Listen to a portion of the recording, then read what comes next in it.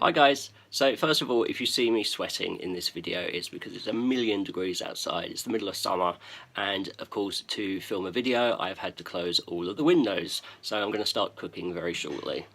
A few days ago I was travelling and I said to people on social media, do you know what, if you've got any questions about theatre or anything, throw them at me because I'm going to be stuck on a train for a few hours and I can answer them. And I got loads of really great questions that I couldn't answer straight away because I really had to think about them for a while, and so I thought I'd put them all together into this little kind of Q&A video. So let's get into the questions. Okay, question number one is from Frederick, and he asks, well, what's the most exciting new original musical on at the moment? Now that's a really big question. The most exciting new original musical. So it can't be anything American that's already been on before. And I really stuck to say anything but everyone's talking about Jamie. Because even though I didn't think it was the best thing that's ever been written, a lot of people are talking about it, pardon the pun, and everyone seems to love it, be fascinated with it. And so I think in general, the vibe is that is the most exciting original new musical that's on at the moment. I was also a big fan last year at the Edinburgh Fringe Festival of Six, the musical, which has been on in the West End for a short run. I know it's coming back this summer, I think after Edinburgh again, and it's a kind of musical concert of a girl band style account of Henry VIII's wives, and it's kind of fighting for who had the worst time with him. And so they all kind of are fighting for the prize of being the most hard done by wife.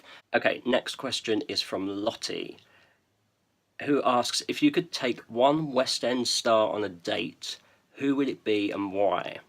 Now, the question doesn't read to me as though who's your celebrity crush, who's your theatre crush.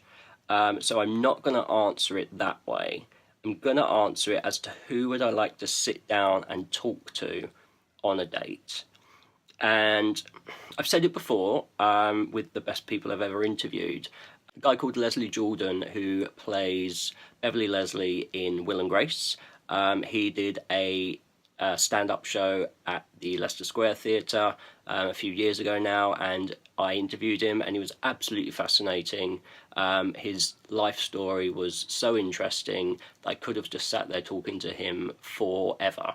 And so if I could have a chance to sit down with him for a couple more hours, I think he would be really interesting, and there would be a lot that I would get out of that conversation. So that is my answer for that. Okay, Emma asks, what's one musical you would like to see revived and one that should never be? I am a big fan of Love Never Dies, the sequel to Phantom of the Opera. I think it's a really good show. I think it's maybe even better than Phantom of the Opera. And when it was on in London maybe 8 years ago, it didn't get very good reviews and it closed after about 6 months. And I would really like to see that come back for another go at it. One show that I would never want to see again, and I think should just be buried, is Two Become One, which was on at the Edinburgh Fringe Festival and seems to be on every year and seems to sell out and do really well. It's one of the worst things I've ever seen, and I wish it would go away. It's kind of a 90s girl band musical set to a really, not really even a story of girls on a night out, and it sounds like the most brilliant concept for a show, but it just didn't work, and I would be happy never to hear of that one again. Sorry. Phil asks, who is the most underrated musical actress? I don't know this one. The only one I can think of is Summer Strallen, who's a huge name in the West End, and she's done a huge amount of stuff, but I kind of feel like she should be a much bigger deal than she seems to be. She should be like, even though she's a leading lady and she does leading roles in things, I kind of feel like she deserves more credit than she gets. She's a real triple threat, singing, dancing, acting. She's so good at comedy. I think she's fabulous in everything she does, and I just think she deserves to be fangirled over a bit more than she is. Okay, Enid says, who would be in your dream cast if you're a casting director for a West End show? Now, I've come up with some names here, but I can't think of a show. I don't know if you mean for me to pick a show and then cast it, but I'm just going to give you some of the people that I would like to see cast in a show, and if they were all casting it together, then I think it would be brilliant. First of all, Andrew Reynolds, who is a Broadway actor. He was the original cast of Book of Mormon. He's incredible in everything he does, and I would love to see him on stage. Emma Williams is again brilliant in everything she's done. She's one of the best actresses I think the West End has at the moment. As same with Claire Machin, who is currently in Titanic on tour. She was in The Girls recently, and she's a brilliant comedy actress, and I just want to see her in everything. And then my final one would be the one that I would love to see in anything, Angela Lansbury, because who doesn't want her in their show? And I need no other reason for her than that. Jack asks, what Broadway musical would you like brought to London?